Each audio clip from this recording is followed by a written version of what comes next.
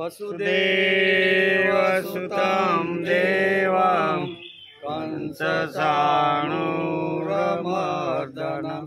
देवकी परमानन्दं कृष्णं वन्दे जगद्गुरु। गुरुर्ब्रह्मा गुरुर्विष्णु गुरुर्देवो महेश्वर गुरुर्साक्षात् परब्रह्म तस्मै श्री गुरुवे नमः।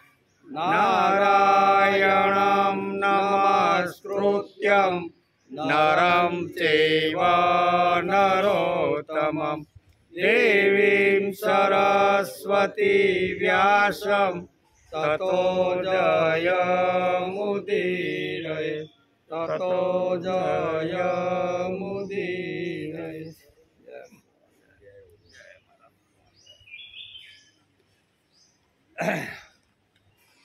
शिरमुकुटसुदेशं कुञ्चितकेशं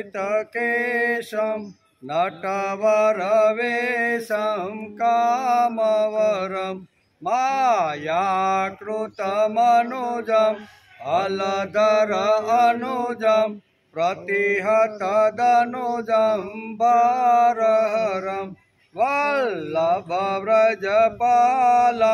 सुभगसुचालं हितमनुकालं भाववरं भजनन्दकुमारं सर्वसुखसारं तत्त्वविचारं ब्रह्मपरं। शिरमुकुट सुदेशम कुंचित केश એટલે જેના મસ્તક પર સુંદર મુગટ શોભે છે, ગૂંચળાવાળા વાળ છે, નટવર વેશ છે, કામદેવથી પણ અધિક સુંદર છે, માયા શક્તિથી મનુષ્ય અવતાર ધારણ કરે છે, બલરામના નાના ભાઈ, દાનવોને મારીને પૃથ્વીનો ભાર હરનાર ને તત્વ જાણીને ભજવો, વ્રજના રક્ષક, પ્રિયતમ, સુંદર કાંતિવાળા, પ્રતિક્ષણ હિત ઈશ્વરવાળા, ઉત્તમ ભાવવાળા એવા પરબ્રહ્મ સ્વરૂપ નંદના કુમાર શ્રી કૃષ્ણને તત્વ જાણીને ભજો. આમ વલ્લભાચાર્ય પોતાના સ્તોત્રની અંદર ભગવાનના ગુણોના વિશેષણો, આટલા બધા વિશેષણો લગાડ્યા છે. આજે આપણે શ્રીમદ ભાગવતની શરૂઆત કરી અને 245મો દિવસ છે. સોમવારે આપણે 10મા સ્કંદના 87મો અધ્યાય અને 22 શ્લોક સુધી આપણે અભ્યાસ કર્યો હતો. ત્યાં આપણો સમય પૂરો થઈ ગયો હતો. એમાં વાત કઈ હતી તો કે રાજા પરીક્ષિતનો પ્રશ્ન. શ્રુતિઓ તો માત્ર ગુણોના વિષયમાં જ રહી શકે છે, બરાબર ને? પરીક્ષિત રાજાએ પ્રશ્ન પૂછ્યો કે આવી રીતના પરબ્રહ્મ પરમાત્મા જે નિર્ગુણ નિરાકાર છે, બરાબર, તો એનું વર્ણન વેદોએ શા માટે કર્યું? વર્ણન કોનું થાય તો કે સગુણ સ્વરૂપ જેનું હોય એનું વર્ણન થાય. વસ્તુ હોય, વ્યક્તિ હોય તો એનું વર્ણન કરી શકાય, પણ આ નિર્ગુણ નિરાકાર જે ભગવાન છે એનું વેદોએ શા માટે વર્ણન કર્યું? વેદો ત્યાં પહોંચી જ શકતા નથી અને છતાંય વેદોએ એનું વર્ણન કર્યું. આ મારી બુદ્ધિમાં ઉતરતું નથી. એવું પરીક્ષિત રાજા સુખદેવજીને આ અધ્યાયની અંદર પ્રશ્ન પૂછે. 87મા અધ્યાય એ આપણે જોતા હતા. નિર્ગુણ તત્વનું સ્વરૂપ તો તેમના સામર્થ્યથી પર છે, તો પછી શ્રુતિઓ નિર્ગુણ બ્રહ્મનું પ્રતિપાદન કઈ રીતે કરી શકે? એનું વર્ણન થઈ શકે? નિર્ગુણ નિરાકાર છે એનું વર્ણન થઈ શકે નહીં, છતાં શ્રુતિ એટલે વેદ, તો વેદો એનું પ્રતિપાદન શા માટે કર્યું? આ સંબંધમાં ભગવાન નારાયણ સાથે સંબંધ ધરાવતી એક કથા હું તમને સંભળાવું, બરાબર ને? કથા હું તમને કહીશ ને તો એના માધ્યમથી તમને ખબર પડી જશે કે નિર્ગુણ નિરાકાર ભગવાન હોવા છતાં અહીંયા શ્રુતિએ એનું વર્ણન શા માટે કર્યું છે એ આપણે જોતા હતા. આ સંબંધમાં ભગવાન નારાયણ સાથે સંબંધ ધરાવતી એક કથા સંભળાવું છું. તેમાં દેવર્ષિ નારદ અને ઋષિ શ્રેષ્ઠ નારાયણનો સંવાદ છે. એ આપણે સોમવારે જોતા હતા, એનો બેયનો સંવાદ. જનલોકમાં એક જ બ્રહ્મસત્ર થયું. ત્યાં રહેલા બ્રહ્માના માનસપુત્રો સનક, સનાતન અને સનતકુમાર, બરાબર ને, બદ્રી આશ્રમની અંદર આ ચારે ચાર ઋષિઓ જે છે એ ઋષિઓ હતા. તેમાં ઋષિઓએ જીવની પ્રાપ્તિ માટે અનેક માર્ગો બતાવ્યા છે. સ્થૂળ દ્રષ્ટિવાળા છે તે મણિપૂરક ચક્રમાં, બીજા હૃદયમાંથી સુષુમ્નાથી સહસ્ત્ર ચક્ર સુધી જઈને બ્રહ્મને પ્રાપ્ત કરવાનો શ્રેષ્ઠ માર્ગ કયો છે એ આ ઋષિઓએ આની અંદર સમજાવ્યું છે. એનો વિચાર આપણે સોમવારે કરતા હતા. સોમવારે આપણે આ વિચાર કર્યો ને કે આવી રીતના જે ભગવાન હતા. અહીંયા પ્રશ્ન કોનો હતો? પ્રશ્ન હતો પરીક્ષિતનો. શું પ્રશ્ન હતો? કે નિર્ગુણ નિરાકાર જે ભગવાન છે એનું આવી રીતના શ્રુતિઓએ વર્ણન શા માટે કર્યું છે, જેનું વર્ણન થઈ ન શકે. એના અનુસંધાનમાં અહીંયા સુખદેવજી મહારાજ રાજા પરીક્ષિતને એક કથા સંભળાવે છે. અહીંયા સુધી 22 શ્લોક સુધી આપણે જોયું હતું. હવે 23મા શ્લોકમાં, હે પ્રભુ, આપનો સર્વના પ્રત્યે સમાન ભાવ છે. સાથે સાથે તમામ જીવો પ્રત્યે આપની અપાર કરુણા છે. એનું પ્રમાણ એ છે કે જે યોગીઓ પ્રાણાયામ, પ્રત્યાહાર વગેરે દ્વારે પોતાના મન ઇન્દ્રિયોને વશ કરીને આપની ઉપાસના કરે છે, તેઓ પણ આપને મહારાજ રાજા પરીક્ષિતને સમજાવે છે. હે રાજા પરીક્ષિત, તે જ પ્રમાણે આપનું શત્રુભાવે સ્મરણ કરનારા રાવણ, કંસ, શિશુપાલ વગેરે પણ આપને જ પ્રાપ્ત થાય છે. એ ઉપરાંત આદિ શેષનારાયણના જેવી ભૂજાઓ ધરાવનારા, આપનામાં જેમની બુદ્ધિ પરોવાયેલી છે એવી વ્રજની ગોપી વગેરે સ્ત્રીઓ, તેમજ અન્ય કામભાવથી પ્રેમ કરનારી સ્ત્રીઓ પણ આપનું પ્રેમભાવથી સ્મરણ કરીને આપને જ પ્રાપ્ત થાય છે. અને અમે શ્રુતિઓ કે જેમણે આપના ચરણ કમળને પોતાનો દ્રઢ આશ્રય માન્યો છે તે પણ આપણે જ પ્રાપ્ત થઈએ છીએ. અર્થાત આપનું સ્મરણ ભલે કોઈ પણ ભાવથી કરવામાં આવે, છેવટે તે આપની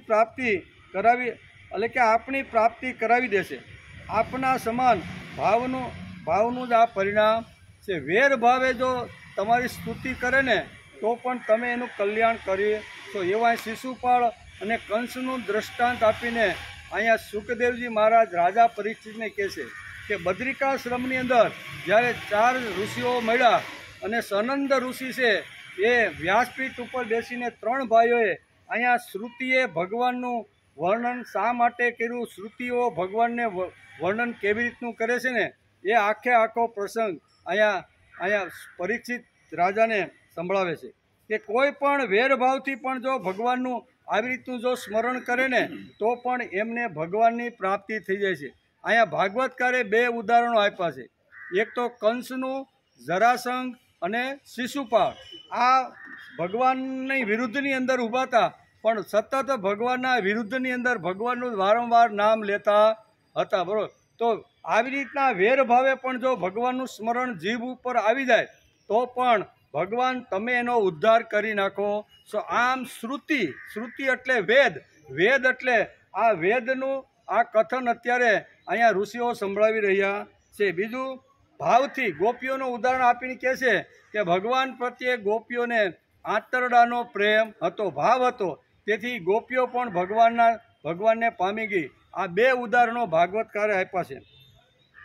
કોઈ શુદ્ધ અંતઃકરણવાળા મહાપુરુષો આપણી અમૃતમય કથાના મહાસાગરમાં વિહાર કરતા રહીને પરમાનંદમાં મગ્ન રહે છે અને ધર્મ, અર્થ, કામ અને મોક્ષ આ 4 પુરુષાર્થને તણખલા જેવા તુચ્છ સમજે છે. એકવાર ભગવાનનું ચરણ જેમણે લઈ લીધું અથવા ભગવાનને જેણે સાધી લીધા એને પછી ધર્મ, અર્થ, કામ કે મોક્ષ 4માંથી કોઈ પણ પુરુષાર્થ કે પદાર્થ એને અટકાવી શકતો નથી. બીજું, આપ જગતના સ્વામી છો અને અમારા આત્મા છો. આ જીવનમાં જ મારું મન આપમાં રમણ છે. મારા સ્વામી, મારું એવું સૌભાગ્ય ક્યારે થશે જ્યારે મને આ પ્રકારનો મનુષ્ય જન્મ પ્રાપ્ત થાય. વેદો અત્યારે 2 હાથ જોડીને 14મા શ્લોકથી અહીંયા વેદોએ ભગવાનને સ્તુતિ કરવાનું શરૂ કર્યું છે. એટલે કે અહીંયા આવી રીતની સ્તુતિ કરે છે. હે ભગવાન, આપ જ સૌના આદિકરણ છો. બરોબર. અત્યારે નિર્ગુણ નિરાકાર ભગવાનને સ્તુતિ કરતા વેદો બે હાથ જોડીને ભગવાનને કહે છે કે હે ભગવાન, આપ સૌના આદિકરણ છો. સર્વપ્રથમ પ્રજાપતિ બ્રહ્માજી આપનામાં જ ઉત્પન્ન થયા છે. તે પછી આધ્યાત્મિક અને આધિ દૈવિક બંને પ્રકારના દેવતાઓ, શરીરમાં રહેનારા મન અને ઇન્દ્રિયોના અભિમાની દેવતા એટલે આધ્યાત્મિક દેવતા તથા બહારના અન્ય લોકપાલ દેવતા એટલે આધિદૈવિક દેવતા ઉત્પન્ન થયા.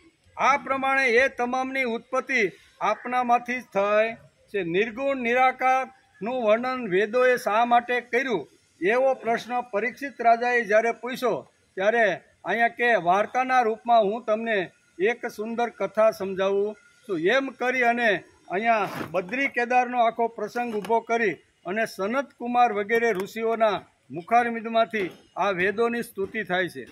આધિદૈવિક એટલે પ્રારબ્ધથી. અહીં 3 પ્રકારના અહીંયા પુરુષાર્થ કે આધિદૈવિક એટલે પ્રારબ્ધથી, આધ્યાત્મિક એટલે માનસિક અને આધિભૌતિક એટલે શારીરિક.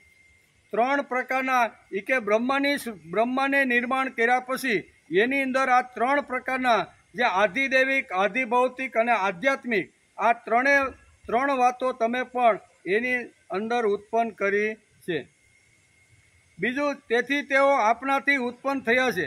તેઓ સર્વના મૂળ કારણ એવા આપણે આપના વાસ્તવિક સ્વરૂપને કોઈ જાણી શકે? હે પ્રભુ, જન્મ લેનારનું મૃત્યુ પણ નિશ્ચિત છે. આપ અવિનાશી છો.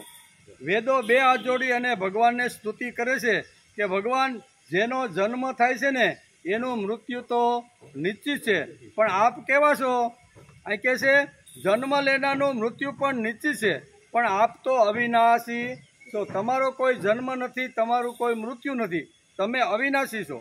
આપ સમગ્ર પ્રપંચ પોતાનામાં લીન કરીને શયન કરો છો.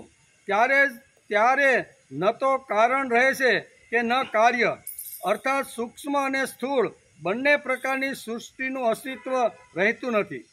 કાળનો વેગ પણ રહેતો નથી કે કોઈ શસ્ત્ર પણ રહેતું નથી. આવી સ્થિતિમાં આપનું સ્વરૂપ કેવું છે એ વિશેની કોઈ કલ્પના કઈ રીતે કરી શકે? આમ વેદ સ્તુતિની અંદર વેદો સ્તુતિ કરે છે. હે અનંત, કયા બુદ્ધિ વગેરે પરિચ્છિન્ન ઉપાધિઓથી ઘેરાયેલો હું અને ક્યાં આપનું મન, વાણી વગેરેથી અગોચર સ્વરૂપ. આપનું જ્ઞાન પ્રાપ્ત કરવું એ બહુ અઘરું છે. તેથી હે દીનબંધુ, હે દયા સિંધુ, નરહરિ દેવ, મને તો આપની ભક્તિ જ આપો. બરાબર, તમારું જ્ઞાન અઘરું છે, તેથી તમે મને ભક્તિ આપો. આ પ્રમાણે આપના વાસ્તવિક તત્વનું જ્ઞાન પ્રાપ્ત કરવું સુલભ જ નથી. તેથી ઉપદેશકોમાં પણ અનેક પ્રકારના મતભેદ થતા રહે છે.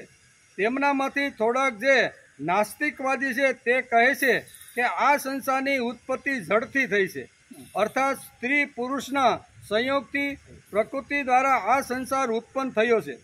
જે ઉત્પન્ન થાય છે તેનો નાશ થાય છે, તેમાં પણ પ્રકૃતિ જ કારણ છે. કેટલાક લોકો દુઃખોના નાશને મુક્તિ માને છે, બીજા કેટલાક લોકો કર્મ અને તેના ફળને સત્ય માને છે, તથા અન્ય કેટલાક લોકો આત્માના અનેક રૂપો છે એમ કહે છે.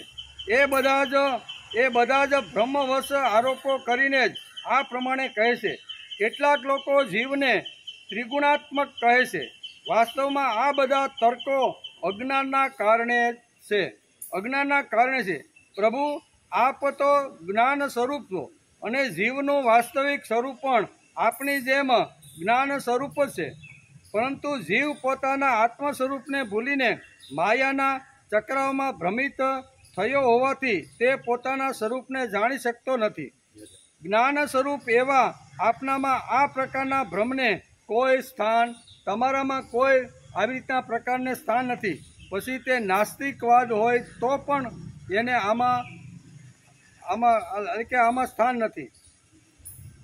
અનંત મહિમાવાળું પ્રભુ, જે મૂઢ લોકો મિથ્યા તર્કો દ્વારા પ્રેરિત અત્યંત કર્કશ વાદ વિવાદના ઘોર અંધકારમાં ભટકી રહ્યા છે તેમના માટે આપના જ્ઞાનનો માર્ગ સ્પષ્ટ દેખાવો સંભવ નથી.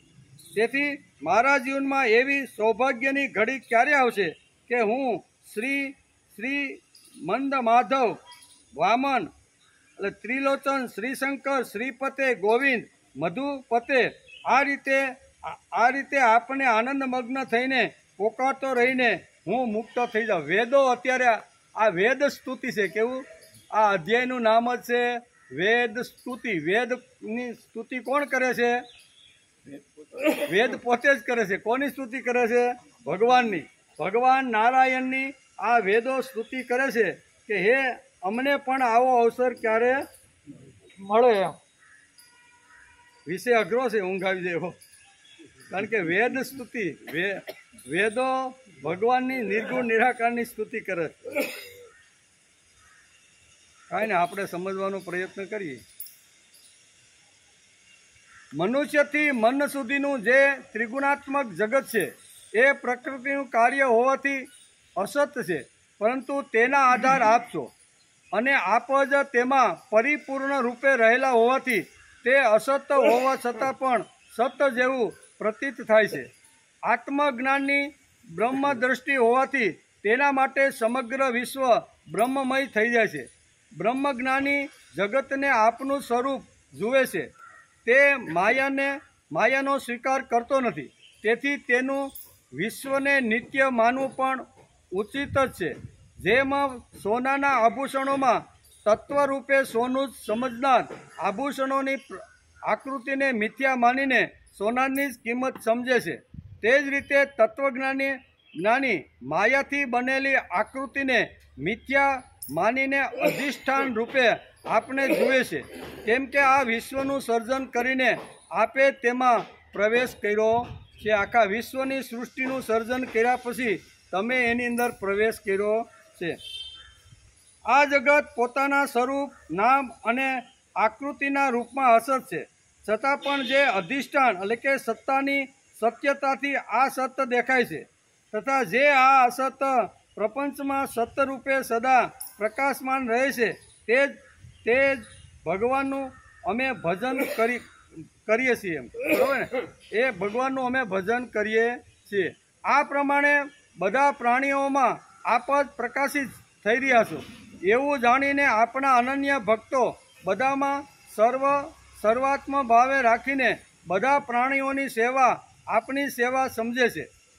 તેવા મહાપુરુષોની બધી ક્રિયાઓ આપણી સાથે જ થતી હોવાથી તેવા મહાપુરુષો મૃત્યુના મસ્તક પર પગ મૂકે છે, મૃત્યુના ભયને વિસારી દે છે. તેમનું મન આપણામાં પરોયેલું રહેવાના લીધે તેઓ પરમ પવિત્ર હોય છે. આથી તેઓ જન્મ મૃત્યુના ચક્રોમાં ફસાતા નથી.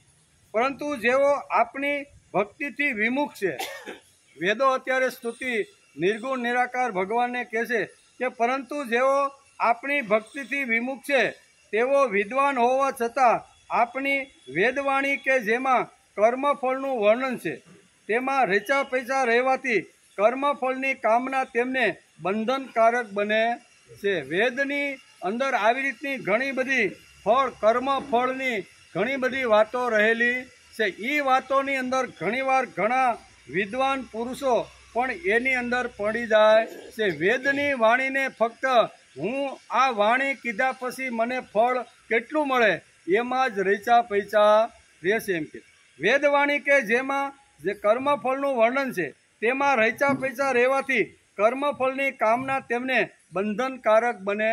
કર્મ કરે છે, બરાબર, સારી સારી કથાઓ કરે, સારા મંદિરો બાંધે, સારી સારી ગૌશાળા કરે, બધા કર્મ કરે છે. પણ અહીં કહે છે કે વેદને ધ્યાનમાં રાખીને કર્મફળ મને એમાંથી કેટલું મળે, કથા કર્યા પછી મને કેટલો રૂપિયો મળે, અને એ રૂપિયો મળ્યો પછી મારી યશ મારી કીર્તિ કેટલી સમાજમાં વધે, એના માટે કથાકાર જો કથા કરતો હોય તો અહીં કર્મ બંધનથી અહીં કહે છે એ બંધાઈ જાય છે. છતાં આપણી વેદવાણી કે જેમાં કર્મફળનું વર્ણન છે તેમાં રેચા પૈસા રહેવાથી કર્મ છે, અને જેમ પશુને બાંધીને તેમની પાસે કામ લેવામાં આવે છે તે જ પ્રમાણે કર્મફળ બાંધનારી વેદવાણીમાં ફસાઈને કર્મ કરતો રહે છે. વાત કરે ભગવાનની, ભગવાનનું નામ લઈ અને મોટું મોટું બધું કામ કરે, પણ શા માટે કે આ કામ કર્યા પછી મને આટલું ફળ મળવું, આ હું કર્મ કરું છું 7 દિવસનું, તો મને આટલું ફળ પ્રાપ્ત થવું જોઈએ. એટલે કે એમાં જ રચા પૈસા રહેશે. પુણ્ય પાપના ફળરૂપે તેમના જન્મ મરણના ફેરા ટળતા નથી, પરંતુ આપણા ભક્તો તો આપને પામી જતા હોય, પુનઃ સંસારમાં આવતા નથી.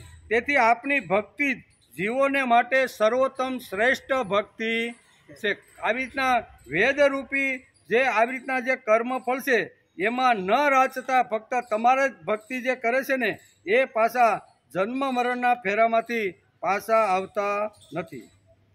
હે પ્રભુ, આપ મન બુદ્ધિ ઇન્દ્રિયો વગેરેથી રહિત હોવા છતાં બધી ઇન્દ્રિયોની શક્તિને ધારણ કરનારા છો. આપ સ્વયં પ્રકાશ સ્વરૂપ છો. સર્વ પ્રાણીઓની સર્વ પ્રકારની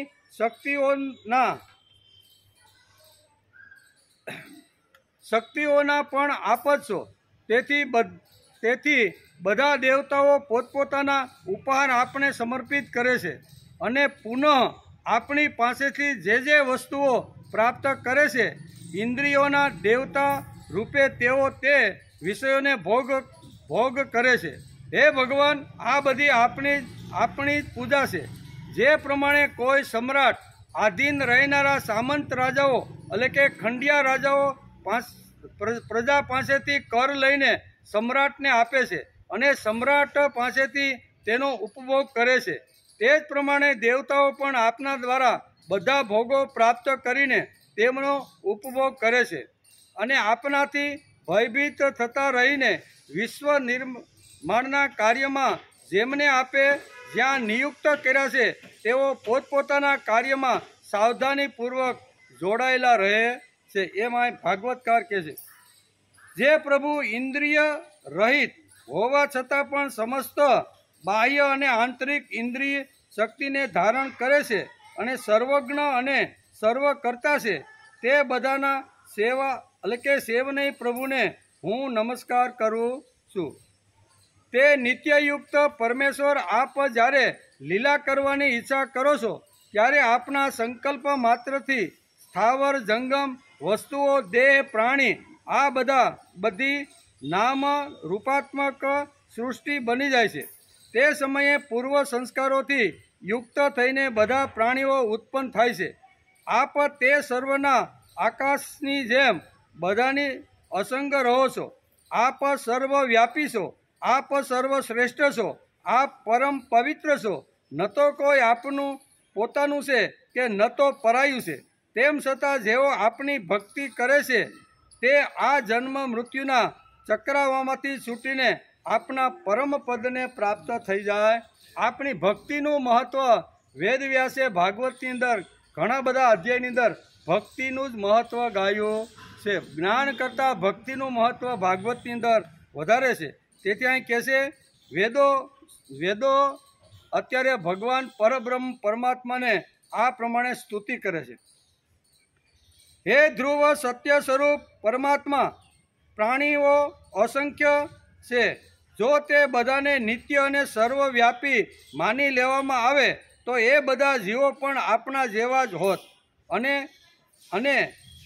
અને તો પછી તેવી સ્થિતિમાં આપના દ્વારા તેમને નિયંત્રણ રાખવા અસંભવ બની જાય. તમે દોરી હાથમાં ન રાખ્યો તો આ જીવોને ઉત્પન્ન કર્યા પછી તમે જે સંચાલન કરો છો એ બધા સંચાલન કરવા માટે પોતાને સ્વતંત્ર જો બનાવી દીધા હોત ને તો આ સૃષ્ટિનું સંચાલન થઈ શકે નહીં. કારણ કે બધાને શત્રુ જોતો નથી, એટલે મારો શત્રુ મરે આવું જો પોતાના જ હાથમાં જો તમે રાખી દીધું હોત ને તો એકાબીજા અંદરો અંદર મરીને બધા થઈ જાય. સંપત્તિ ન હોય કે આની સંપત્તિ ખલાસ થાય અને એ સંપત્તિ મારી પાસે આવે તો આ બધો ગોટાળો થાય. તેથી અહીં વેદો સ્તુતિ કરતા પરબ્રહ્મ પરમાત્માને કહે છે કે આ વસ્તુ તમે તમારી પાસે રાખેલી છે. કોને મારવો, કોને જીવાડવો, કોને સંપત્તિ આપી, કોને જ્ઞાન આપવું, કોઈની પાસેથી જ્ઞાન ખેંચી લેવું, કોઈની ઇન્દ્રિયો ખેંચી લેવી કે ઇન્દ્રિયો મજબૂત બનાવી, ભગવાન આ બધું તમે તમારા હાથની અંદર રાખ્યું છે. આ બધું જો એને સ્વતંત્રતા તમે આપ્યું હોત ને તો માણસ સૃષ્ટિ ઉપર કોઈ માણસ રહી શકે નહીં. કારણ કે બધાને સારું થવું છે, સજ્જન થવું છે, પૈસાવાળું થવું છે, જ્ઞાની થવું છે, એટલે મારો વિરુદ્ધમાં જે હોય એને મારવાના જ બધાય પ્રયત્ન કરે. એટલે કહે છે કે હે ધ્રુવ, એટલે કે ધ્રુવ સત્ય સ્વરૂપ પરમાત્મા, પ્રાણીઓ અસંખ્ય છે. જો તે બધાને નિત્ય અને સર્વવ્યાપી માની લેવામાં આવે તો એ બધા જીવો પણ આપના જેવા જ હોત, અને તો પછી તેવી સ્થિતિમાં આપના દ્વારા તેમને નિયંત્રણમાં રાખવા અસંભવ, નિયંત્રણમાં રહી શકે નહીં. કેમ કે શાસન કરનારાઓનું તો વ્યાપક બરાબર છે, પરંતુ જેમના ઉપર શાસન કરવાનું છે તેઓ વ્યાપક હોઈ શકતા નથી. વળી જે કારણથી એ યુક્ત છે અને જેનાથી આ સમગ્ર વિશ્વ ઉત્પન્ન થયું છે તે જ આ વિશ્વનો શાસક થઈ શકે છે.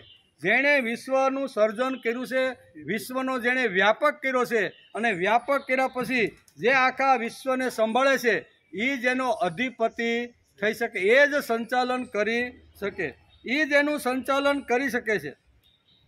વિશ્વ આપનાથી જ ઉત્પન્ન થયું છે અને આપ જ તેના ઉપાદાન કારણ પણ છો.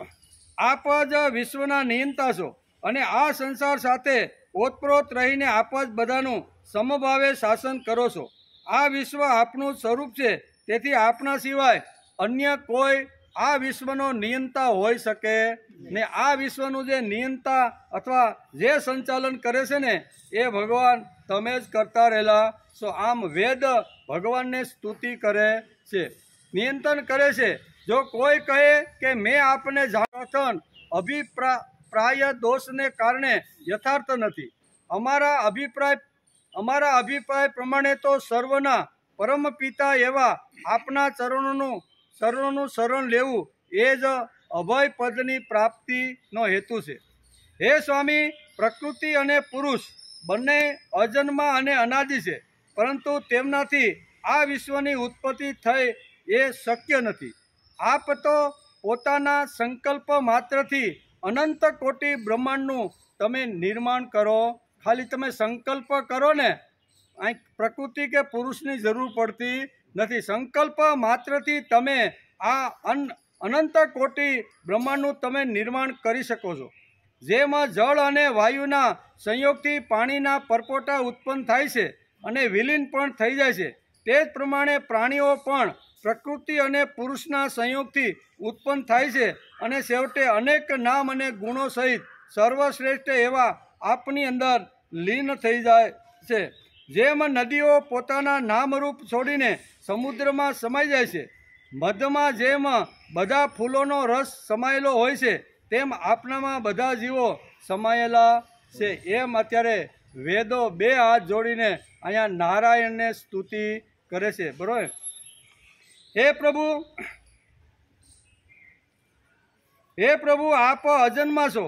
જ્ઞાની પુરુષો આપના ચરણ કમળનો દઢ ભાવે આશ્રય કરીને અભય પદને પ્રાપ્ત કરે છે. તેઓ એ વાત સારી રીતે સમજે છે કે આપની માયામાં ફસાઈને જીવ સંસારમાં ભટકી રહ્યો છે.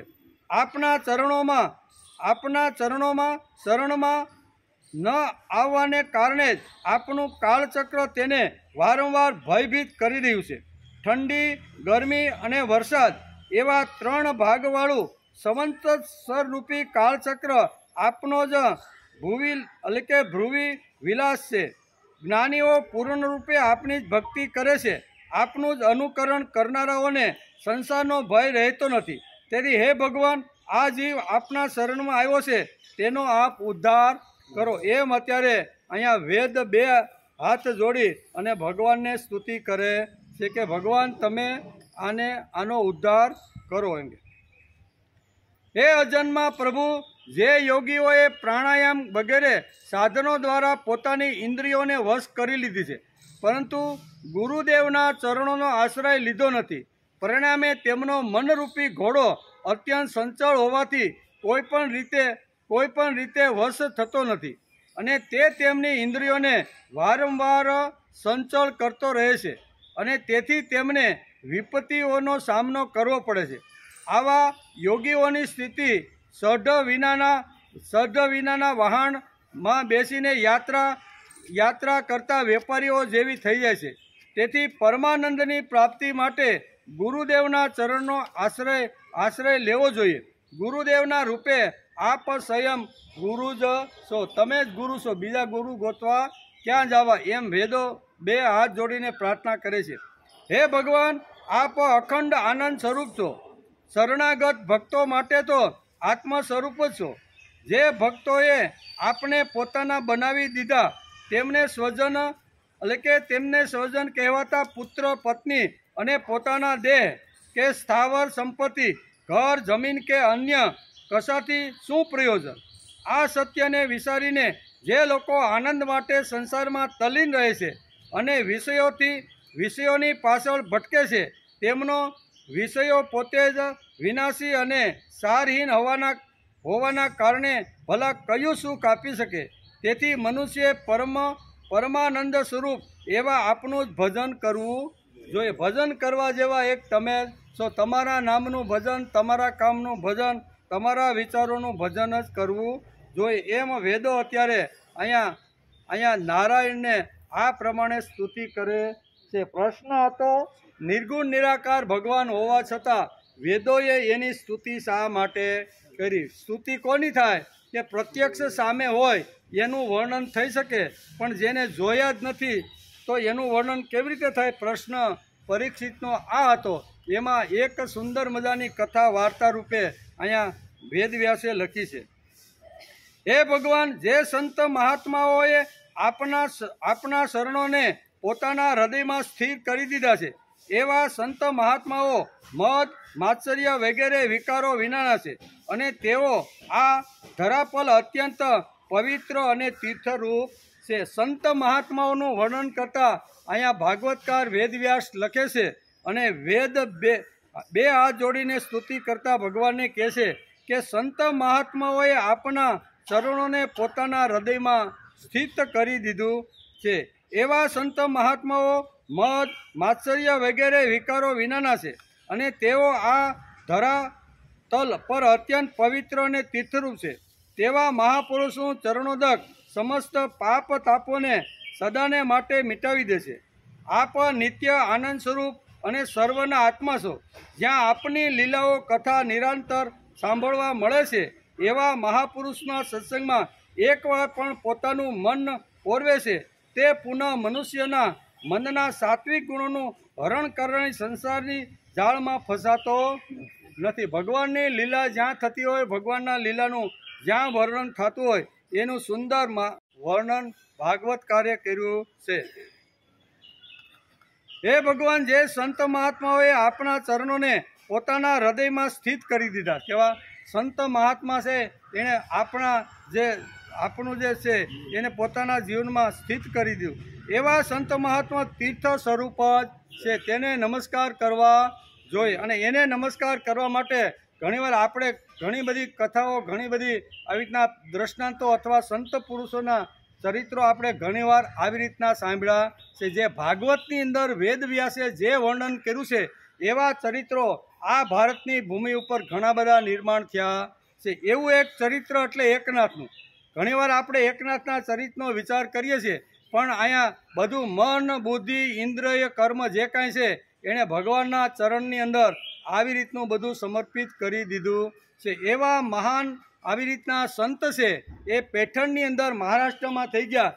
એમના ચરિત્ર આપણે જોઈએ તો ભાગવતનો આ 35મો શ્લોક, સ્કંદ 10, અધ્યાય 87 અને 35મો જે શ્લોક છે ને, એ આજે પણ 600 વર્ષ પહેલાં બની ગયેલી જે ઘટના છે એને અનુરૂપ જ આ શ્લોક છે. એમ કે એકનાથના સંસારમાં ઉદ્ધવ અને ગિરજાબાઈ જેવા બે પૈડા જોડાતા સંસાર રથ બહુ સુંદર રીતે ચાલવા લાગ્યો.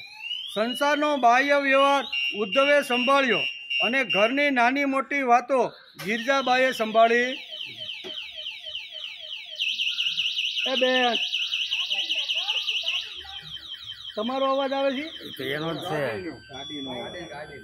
ભાગવતના સ્કંદ 10, અધ્યાય 87, બરાબર. અને એની અંદર આ 35મા શ્લોકમાં વેદવ્યાસે બહુ સરસ રીતે પ્રસંગ લખ્યો છે.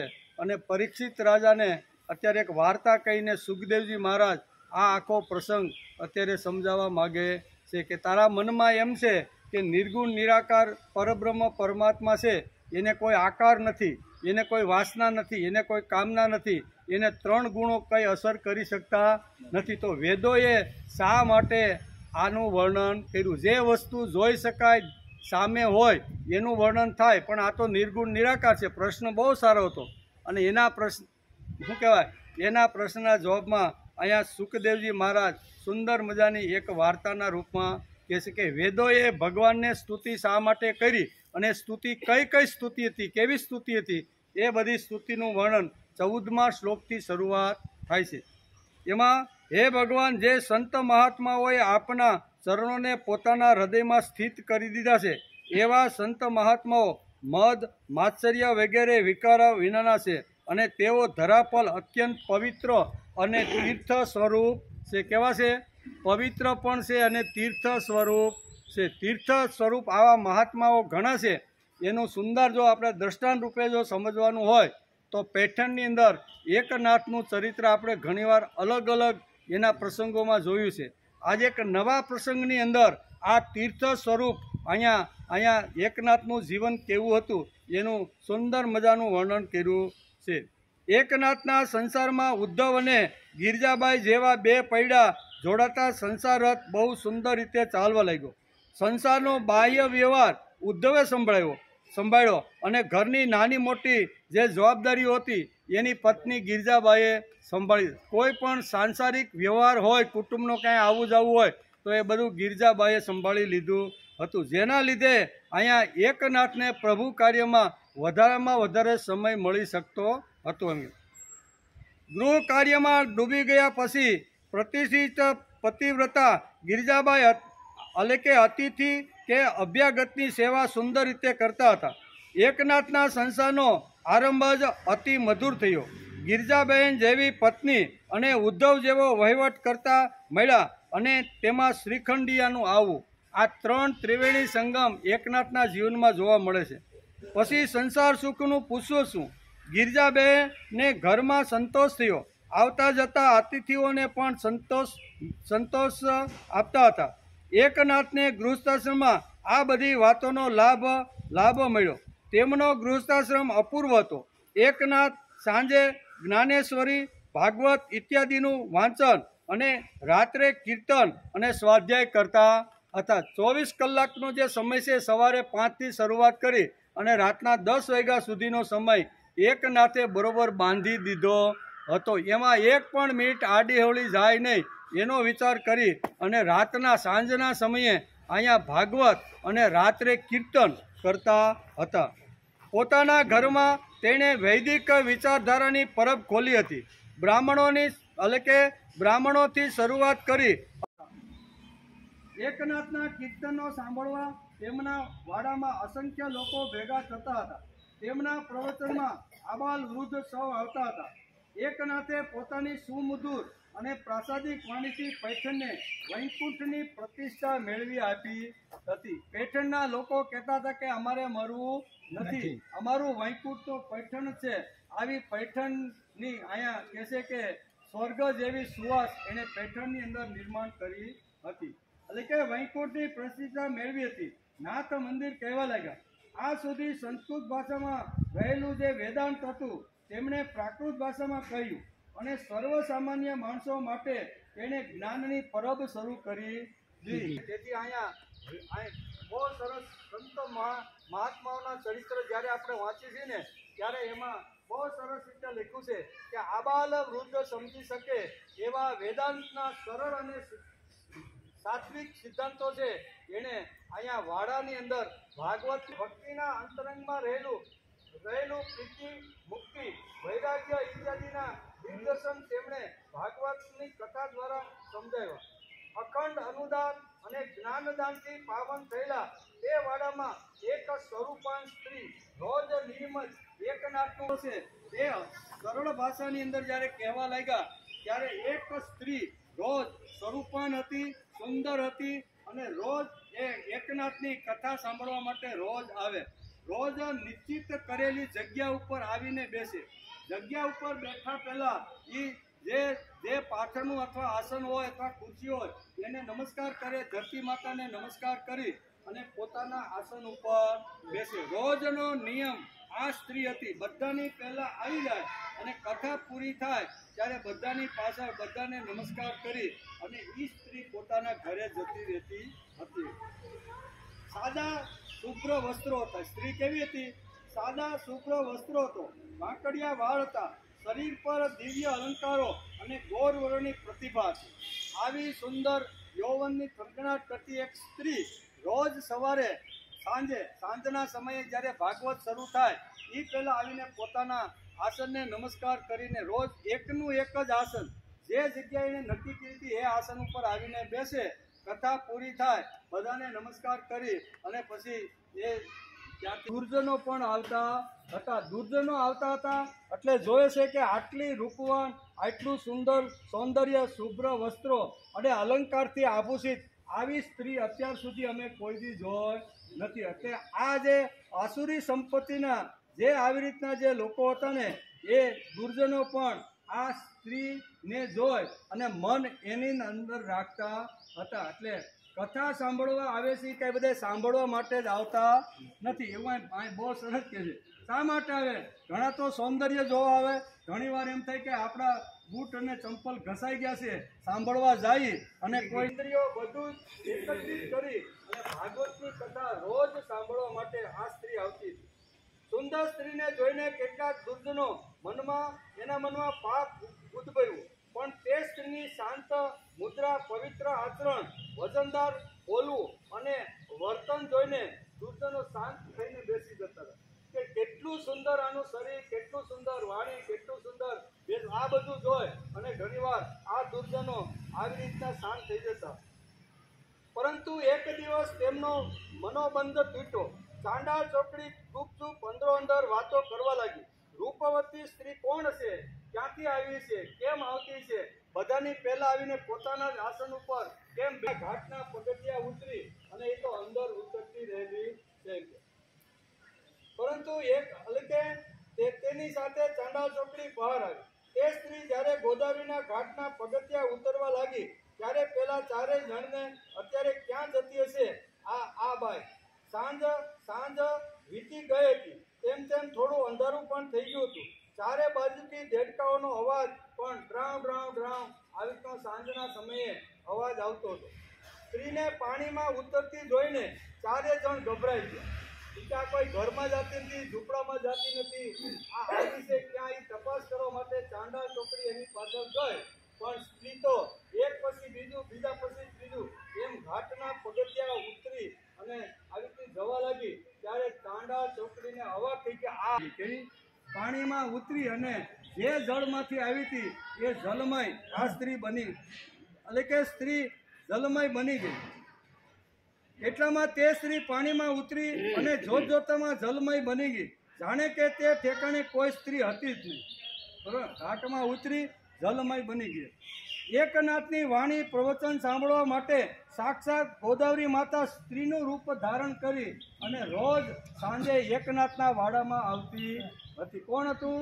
ગોદાવરી માતા. ગોદાવરી માતા સ્ત્રીનું રૂપ ધારણ કરી અને રોજ એકનાથની કથા સાંભળવા માટે રોજ વાડાની અંદર આવતી હતી. ગોદાવરી માતા સ્ત્રી રૂપે આવી હતી. ચમત્કારનું રહસ્ય ધ્યાનમાં આવતા તે પાપીઓ સ્તબ્ધ થઈ ગયા. ચારે ચાર જે પાપીઓ જે હેતુથી ગયા હતા એ સ્તબ્ધ થઈ ગયા કે આ શું છે.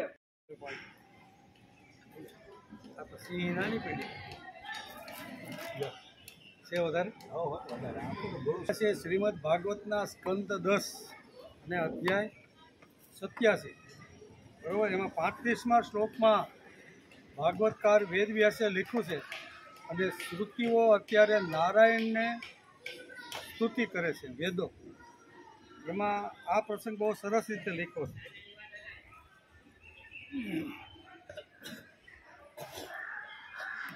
કે હે ભગવાન, સંત મહાત્માઓએ આપના ચરણોને પોતાના હૃદયમાં સ્થિત કરી દીધા છે. એવા સંત મહાત્માઓ મદ, માત્સર્ય વગેરે વિકારો વિનાના છે અને તેઓ આ ધરાતલ પર અત્યંત પવિત્ર અને તીર્થ સ્વરૂપ છે. આવા સંતો તીર્થ સ્વરૂપ છે એવું ગોદાવરી માતાને લાગ્યું છે કે સંત એકનાથી તીર્થ સ્વરૂપ છે અને મારી અંદર ઘણા બધા લોકો પાપ ધોવા માટે આવે છે, એટલે મારું શરીર કદરૂપું થઈ જાય છે. મારા શરીરમાં આ પાપને હિસાબે આવી કઢંગી હાલત થઈ જાય છે, તો એને મારે જો સાફ કરીને પવિત્ર કરવાનું હોય તો શું કરવું? તો કે સંત મહાત્માઓ જ્યાં આવી રીતની કથાઓ ચાલતી હોય તો એની કથામાં જઈને સ્નાન કરું તો મારા પાપો બધા નષ્ટ થઈ જાય છે. તેથી આ ચાંડાળ ચોકડી અહીંયા સ્ત્રીની પાછળ પડી આખો પ્રસંગ જોયો કે ગોદાવરીના એક એક ઘાટના પગથિયા ઉપર ઉતરી અને જલ સ્વરૂપ થઈ ગઈ ત્યારે અવાક થઈ ગયા, બરાબર ને? એ પ્રત્યક્ષ ગોદાવરી માતા અહીંયા સ્ત્રીનું રૂપ ધારણ કરી અને રોજ સાંજના સમયે વાડાની અંદર એકનાથનું વાણીનું અમૃત સાંભળવા માટે આવતી હતી. પ્રત્યક્ષ ગોદાવરી માતા સ્ત્રી રૂપ લઈને નાથના વાડામાં આવી રોજ પ્રવચન સાંભળી રાત્રે પાછી ફરતી હતી. એકનાથની વાણી સાંભળીને તૃપ્ત થઈ તે પાછી જલમય બની રહેવા લાગી. પ્રત્યક્ષ જોયેલી વાતોનો ઇનકાર પણ કેમ કરી શકાય? આ ચાંડાળ ચોકડી કહે છે કે આ તો અમે પ્રત્યક્ષ જોયું છે, આનો ઇનકાર અમે કરી શકીએ નહીં, કારણ કે છુપે પગે એને પાછળ ગયા હતા અને જલમય બની ગયેલી સ્ત્રીને એને પ્રત્યક્ષ જોયું. આ ચાંડાળ ચોકડીને લાગ્યું. સાંજના ફરવા આવેલા ઘાટ ઉપરના લોકોએ 4 માણસોને ઊભી પૂંછડીએ ભાગતા જોયા. વોકિંગ કરવા માટે હાંજના સમયે ગોદાવરીના કિનારે જાય ને, આપણે કેમ તાપીના કિનારે કોઈ રાતના હાંજના જેમાં પછી જતા હોય, તો આ 4 જણા મુઠ્ઠીઓ વાળીને ભાગ્યા. ચમત્કાર એણે જોયો કે આ તો પ્રત્યક્ષ ગોદાવરી માતા સ્ત્રીનું રૂપ ધારણ કરીને આવી હોય, જલમય થઈ ગઈ છે, એટલે એને ચમત્કાર થયો, એટલે એ મુઠ્ઠીઓ વાળીને ભાગ્યા. ત્યાં વોકિંગ કરવા આવતા માણસોએ આ લોકોને જોયા કે આવા ભાગનાર વ્યક્તિને તો આજે પ્રથમવાર અમે આવી રીતના જોઈ છે, એટલા ડરપોક થઈને ભાગ્યા. સાંજના ફરવા આવેલા ઘાટ ઉપરના લોકોએ 4 માણસોને ઊભી પૂંછડીએ ભાગતા જોયા, મુઠ્ઠીઓ વાળીને દોડ્યા. અંધારાના કારણે તેઓ કોણ હતા તે ફરવા આવનાર લોકો ઓળખી શક્યા ને અંધારાના કારણે. પરંતુ એટલું તો ખરું કે આવી રીતે ભાગનારા લોકોને તેમણે પહેલી વાર જોયા, કે આવી રીતે ભાગીને દોડીને ભાગ્યા હોય એવી રીતે માણસોને પહેલી વાર એમણે જોયા છે. બીજા દિવસે પણ તે ચાંડાળ ચોકડી પ્રવચનમાં આવી. રોજ ગોદાવરી માતા સમયસર આવે, પોતાનું નિત્ય કરેલું જે આસન છે એ આસનને નમસ્કાર કરી અને એ આસન ઉપર રોજ બેસી જાય. નક્કી કરેલું જ આસન એના ઉપર રોજ આવીને બેસી જાય. બીજા દિવસે પણ તે ચાંડાળ ચોકડી પ્રવચનમાં આવી. નિયત સમયે ગોદાવરી માતા પણ આવ્યા. તેમના મોઢા પર તેજ હાસ્ય અને તેજ પ્રભા હતી. ગઈકાલની જે પ્રભા અને તેજ હતું તે જ એના ચહેરા ઉપર હતી. બેસવાની જગા પણ તેજ અને બેસવાની પદ્ધતિ પણ તેજ. પદ્ધતિ એટલે નમસ્કાર કરીને જે આસન ઉપર બેસીને મને જ્ઞાન મળવાનું છે, એકનાથના જે ભાગવતના પ્રસંગ એ મારે સાંભળવાનું હોય તો આસનને પણ મારે નમસ્કાર કરવા જોઈએ.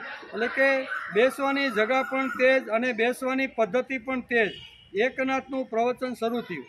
ગોદાવરી માતાને જોઈને ચાંડાળ ચોકડીમાંના મોઢા ફીકા પડી ગયા. પ્રવચન પૂરું થયું એટલે એકનાથે ગોદાવરી માતા એટલે સ્ત્રી, એને ખબર હતી નહીં કે આ ગોદાવરી માતા આવે છે, એટલે એ સ્ત્રી પાસે રોજ નમસ્કાર કરી અને પછી પોતાની વાટ પકડતી હતી. એટલે એક દિવસ અહીંયા પ્રવચન પૂરું થયું એટલે એકનાથને લાગ્યું કે આ સ્ત્રી રોજ એકલી આવે છે, ક્યાં રહેતી છે, કેમ કરતી છે, એટલે મારી પાસે શ્રીખંડીઓ છે જ, એટલે હું જરીક પૂછી લઉં કે બેન તમને કોઈ રસ્તામાં અગવડ તો આવતી નથી ને? તમને જો જરૂર પડે તો મારા શ્રીખંડિયાને હું તમારી સાથે તમારા ઘર સુધી મૂકવા માટે આવું કહેવા માટે એકનાથ એ સ્ત્રીની સામે હાથ જોડીને ઊભા રહ્યા. ગોદાવરી માતાને જોઈને ચાંડાળ ચોકડીના મોઢા ફીકા પડી ગયા. પ્રવચન પૂરું થયું એટલે એકનાથે ગોદાવરી માતા એટલે કે સ્ત્રીને પૂછ્યું કે માં તને કોઈ ત્રાસ તો નથી આપતું ને? એવું પૂછ્યું. ના રે ના, કેમ એમ પૂછો છો તમે? ના, મને કોઈ ત્રાસ આપતું નથી, કારણ કે એને ગઈકાલની જે ઘટના હતી આ સ્ત્રીએ જોઈ હતી નહીં, એટલે કે મને કોઈ ત્રાસ નથી આપતું. જોઈએ તો શ્રીખંડીઓ તમારી સાથે મોકલી આપું. ના, તમારી કૃપા જ મારી સાથે છે, ઠીક ત્યારે આવજો. એમ તમારી કૃપા જ મારી સાથે છે, ઠીક ત્યારે તમે આવજો. એમ કરી અને ગોદાવરી માતા પોતાના રસ્તે પાછી ચાલી નીકળ્યા. બધા શ્રોતાઓને ખબર પડી કે ચાંડાળ ચોકડી આજે એ તેજસ્વરની પછવાડે ગઈ નહીં. ચાંડાળ ચોકડીને ખબર પડી ગઈ કે આ તો પ્રત્યક્ષ જલમય બનનારી માતા ગોદાવરી સ્ત્રીનું રૂપ ધારણ કરીને આવે, અને બીજે દિવસે એ ચાંડાળ ચોકડી હતી ને એ એની પાછળ ન ગઈ. બધા શ્રોતાઓ ગયા પછી તેમણે એકનાથને દંડવત આ ચારે જણાએ પગમાં પડી ગયા. હું એકનાથ ચોકડી જે ગઈકાલે શું કહેવાય આ સ્ત્રીની પાછળ પાછળ હું બુદ્ધિથી ગઈ હતી એ આ પ્રસંગ જોયા પછી એના પગમાં પડી ગયો. બધા શ્રોતાઓ ગયા પછી તેમણે નાથને દંડવત પ્રણામ કર્યા અને પોતાના આંસુથી એકનાથના પદ કમલ ઉપર અભિષેક કર્યો. નાથ અવાક થઈ ગયા કે અત્યારે દરરોજ તમે અહીંયા આવો છો ને તમે રોજ આવી રીતના નીકળીને જતા રહ્યો છો, ત્યારે મને નમસ્કાર કરવા માટે આવ્યા નથી. આજે તમે મારા પગમાં શા માટે પડ્યા? તમારી આંખની અંદર આવી રીતની શ્રાવણ ભાદવો વરસી અને મારા પગને તમે શા માટે સ્પર્શ કર્યા? એટલે એકનાથે બધાને ઊભા કરીને કહેશે કે આનું કારણ શું છે? રોજ તમે આવો છો, રોજ તમે અલગ જગ્યાએ બેસીને કથા સાંભળીને પાછા જાઓ છો, પણ ક્યારે આવો પ્રસંગ ઊભો થયો નથી. એમ કે પછવાડે ગઈ. બધા શ્રોતાઓ ગયા પછી તેણે નાથને દંડવત પ્રણામ કર્યા અને પોતાના આંસુથી એકનાથના પદકમલ ઉપર અભિષેક કર્યો. નાથ, તમારા લીધે જ અમને પ્રત્યક્ષ ગોદાવરી માતાના દર્શન થયા. તમારા કારણે જ અમને આવી રીતના ગોદાવરી માતાના દર્શન થયા. એનું કારણ તમે છો. એમ કરી અને આ ચાંડાળ ચોકડી પહેલાં ચાંડાળ ચોકડી હતી, પણ એકનાથના ચરણમાં આવી રીતની પડી અને પવિત્ર બની ગઈ. તે રાત્રે એકનાથનું હૃદય ભરાયું. બીજે દિવસે સાંજે ગોદાવરી માતા સ્ત્રી રૂપમાં એકનાથનું પ્રવચન સમયસર આવી બેઠક સમયસર મેળવી અને એ જ શાંતિ, એ જ ઉલ્લાસ, એ જ આનંદથી પોતાના આસન ઉપર બેસી અને 1.5-2 કલાક એકનાથનું પ્રવચન સાંભળ્યું. એકનાથનું હૃદય ભરાઈ ગયું. ગઈકાલે ચાંડાળ ચોકડીએ મને વાત કરી હતી કે એ સ્ત્રી બીજી કોઈ નથી પણ ગોદાવરી માતા જ અહીંયા તમારું પ્રવચન સાંભળવા માટે આવે છે. એટલે એકનાથને ખ્યાલ આવી ગયો. તે રાત્રિ આખી એકનાથને ઊંઘ આવી નહીં કે ગોદાવરી માતા પ્રત્યક્ષ મારે એના આવી રીતનું કરવું. એને બદલે આ તો શું કહેવાય મોભાના પાણી નેવે ચડે, નેવાના પાણી મોભે ચડે એવી રીતની વાત. પ્રવચન પૂરું થયા પછી એકનાથે ગોદાવરી માતાના પગ પકડ્યા.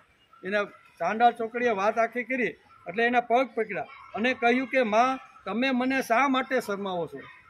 ખબર પડી ગઈ તમે સ્ત્રી નથી, તમે તો ગોદાવરી માતા છો અને માતા સ્ત્રીનું રૂપ ધારણ કરીને રોજ કથા સાંભળવા આવો છો. એટલે એમના પગ પકડી અને કીધું કે માં, તમે મને શા માટે શરમાવો છો? ગોદાવરી માતા કહે છે કે હે એકનાથ, હું શું કરું? સેંકડો લોકો પોતાના પાતકો ધોવા માટે મારા નીરની અંદર સ્નાન કરી અને બહાર કરેલા જે પાપ છે ને એ મારી અંદર આવીને ધોવે છે. તેથી એ બધા પાપથી હું મેલી અને ગંદી થઈ જાઉં છું. તો મારે આ પાપ ધોવા હોય તો મારે શું કરવાનું? તેથી તમારા જેવા સંત પુરુષ, તમારા જેવા મહાત્મા અને તેમાં તમારા જેવા જે તીર્થ સ્વરૂપ જે છે ને એ તીર્થ સ્વરૂપની કથા સાંભળીને હું મારી અંદર જે પાપનું આવી રીતનું જે સંગ્રહ થાય છે એ સંગ્રહનો તમારી કથા સાંભળ્યા પછી બધા જ પાપ મારા નષ્ટ થઈ જાય છે. આટલું મહત્ત્વ અહીં ભાગવતકાર વેદવ્યાસ 10મા સ્કંદના 87મા અધ્યાયના 35મા શ્લોકમાં લખે છે કે હે ભગવાન, જે સંત મહાત્માએ આપના ચરણોને પોતાના હૃદયમાં સ્થિર કરી દીધા છે એવા સંત મહાત્માઓ મદ માત્સર્ય વગેરે વિકારો વિનાના છે અને તેઓ આ ધરા પર અત્યંત પવિત્ર અને તીર્થ સ્વરૂપ છે. ગોદાવરી માતાએ શું કીધું કે તમે તો પવિત્ર અને તીર્થ સ્વરૂપ છો.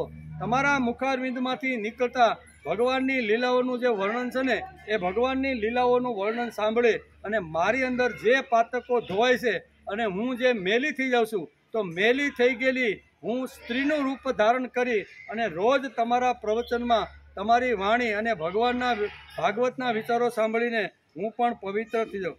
તેવા મહાપુરુષોનું ચરણોદક સમસ્ત તાપ પાપને સદાને માટે મિટાવી દે. તમારા ચરણ, તમારા મુખારવિંદમાંથી નીકળતી જે વાણી છે ને એ મારા સમસ્ત જે તાપ અને જે પાપ છે ને એ બધું જ મિટાવી દે છે. ભાગવતકારે કેટલું સંત મહાત્માઓનું મહત્ત્વ સમજાવ્યું છે. એ ભાગવતકાર વેદવ્યાસ વેદ સ્તુતિની અંદર ભગવાનને આવી રીતના 2 હાથ જોડીને વેદો આ રીતની પ્રાર્થના કરે છે. અને અહીંયા ભક્તિનું મહત્ત્વ વધારે છે. બરાબર, ભક્તિનું મહત્ત્વ વધારે છે. ગોદાવરી માતા કહે છે કે હે નાથ, હું શું કરું? સેંકડો લોકો પોતાના પાતકો ધોવા માટે મારા તીરે સ્નાન કરવા માટે આવે છે, તેથી હું મલિન થઈ જાઉં છું.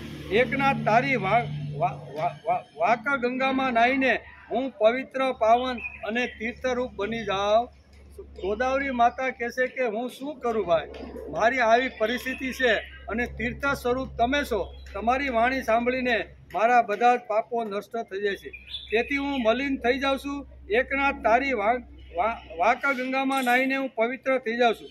એકનાથ, તારી પાસે સાક્ષાત સિદ્ધગંધ શક્તિનું તેજ છે. ગોદાવરી માતા શું કહે છે કે હે એકનાથ, તારી પાસે સાક્ષાત સિદ્ધગંધ શક્તિનું તેજ છે.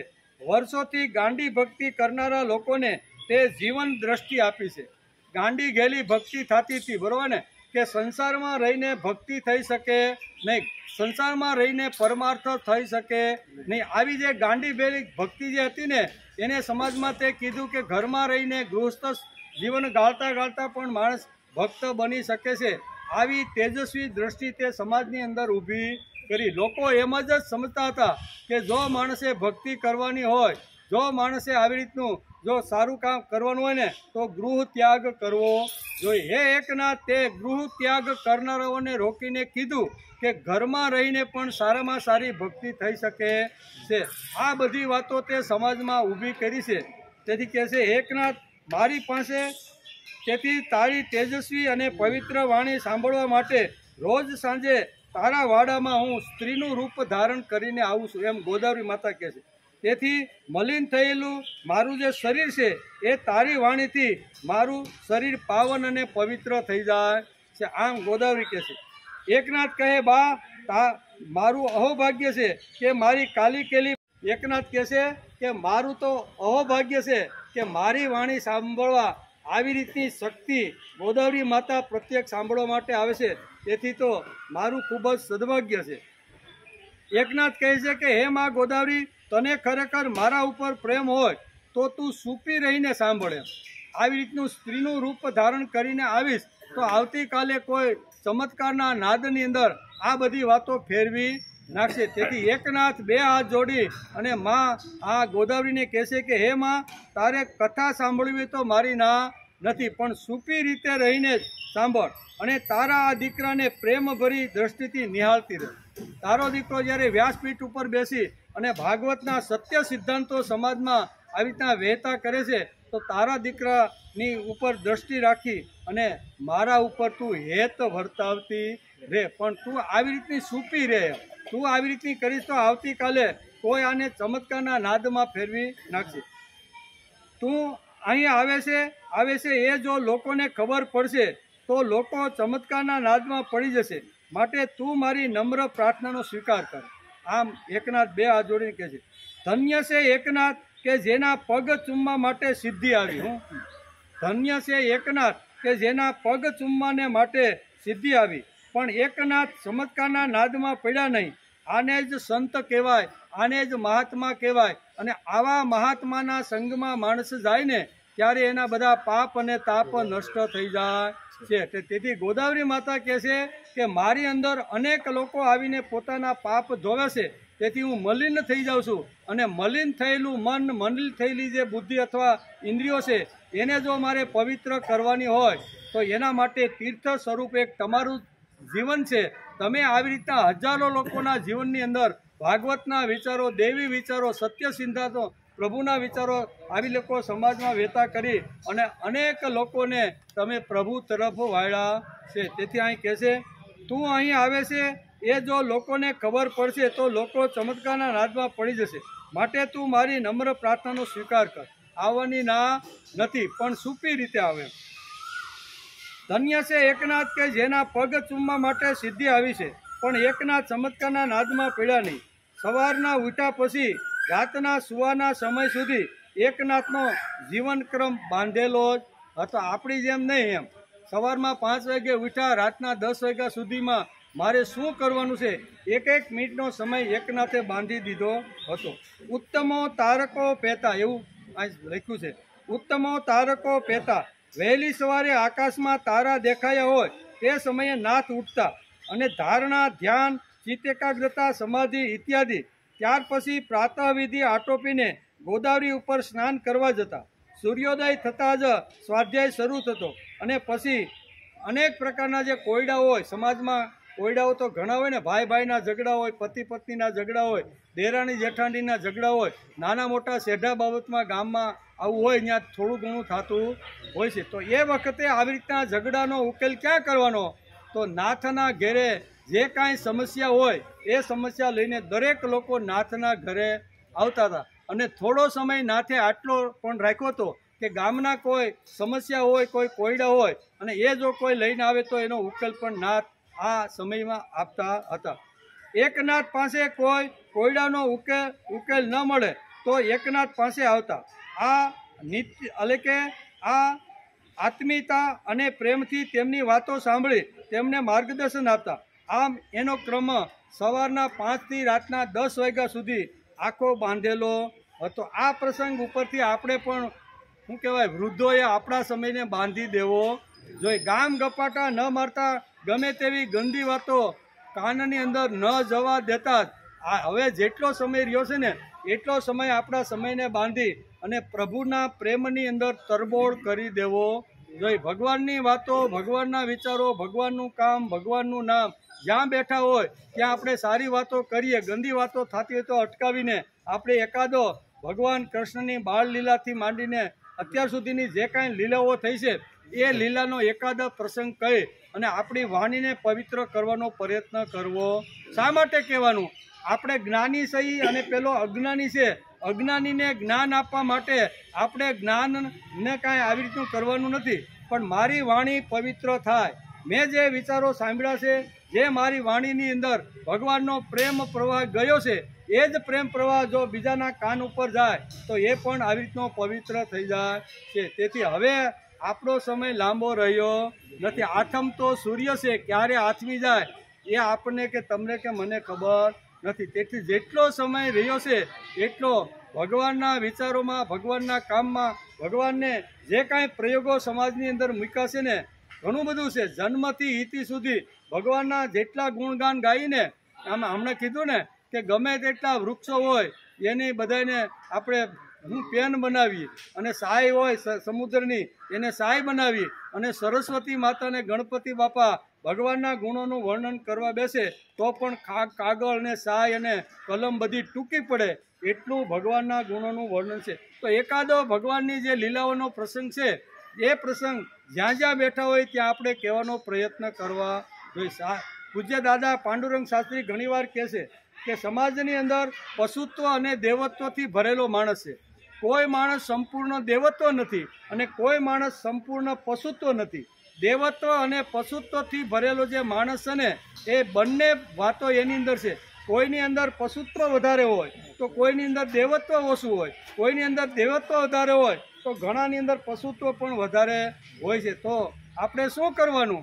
તો કે ભગવાનની લીલા, ભગવાનનું જીવન ચરિત્ર સાંભળ્યા પછી આપણે જેની પાસે બેસી એની અંદરથી પશુત્વ ઓછું થાય અને દેવત્વ નિર્માણ થાય એના માટેનો પ્રામાણિક પ્રયત્ન કરવો જોઈએ. માણસ પશુત્વ અને દેવત્વથી ભરેલો છે. પશુત્વ જે પડેલું છે એને બહાર ફેંકી અને એની જગ્યાએ દેવત્વ નિર્માણ થાય એના માટે માણસે પ્રયત્ન કરવો જોઈએ. આને કહેવાય ભગવાનનું કામ. ભગવાનનું કામ એટલે શું ભાઈ? તો ભગવાનનું કામ એટલે આ સમાજમાં અનંત વાતો એવી છે કે જે અનેક લોકોની પાસે પહોંચી નથી. ભગવાનના વિચારો છે, ભાગવત છે, મહાભારત છે, શ્રીમદ ભગવદ્ ગીતાના જે સત્ય સિદ્ધાંતો છે ઘણા લોકોના કાન પાસે પહોંચ્યા નથી. તો એની પાસે પહોંચી, એની પાસે બેસી ભાવથી, પ્રેમથી આ વાતો કરવી જોઈએ. તેથી આ એકનાથનું ચરિત્ર લખનાર જે મહાપુરુષો છે એ એમ કહે છે કે 5 વાગ્યાથી રાતના 10 વાગ્યા સુધી એકનાથનો સમય આવી રીતનો બાંધેલો હતો. આકાશની અંદર તારાઓ દેખાય એ પહેલાં ઉઠી જવાનું. એટલે એનો અર્થ એવો થાય કે 4-5 વાગે એકનાથ ઉઠતા હશે. સવારનું આવી રીતનું સંધ્યા છે, ચિત્ત એકાગ્ર છે, સમાધિ છે, એ જે કાંઈ સવારના જે કાંઈ નિત્ય ક્રમ છે એ બધા પૂરા કરી અને સવારમાં એનો સ્વાધ્યાય શરૂ થાય. ત્યાર પછી નાના મોટા કોયડાઓ કોઈ સમાજમાંથી આવે, ગામમાંથી આવે, કોઈની સમસ્યા હોય તો એનો પણ ઉકેલ કરતા હતા. આમ કરતાં કરતાં બપોર સુધીનો સમય આવી રીતનો પસાર થતો હતો. બપોરે ભોજન પાણી કરી થોડો ઘણો આરામ કરી અને પછી એના ત્યાં સ્વાધ્યાયની શરૂઆત થતી હતી. સ્વાધ્યાયનું કામ પૂરું થાય એટલે સાંજના સમયે શ્રીમદ ભાગવત શરૂ થાય અને ભાગવત પૂરું થાય એટલે વાળું પાણી કરીને બધાય પાછા આવે અને પછી વાડામાં કીર્તન શરૂ થતું હતું. 9-10 વાગ્યા સુધી કીર્તન ચાલે અને પછી આ બધા સાંભળીને પોતપોતાના ઘરે.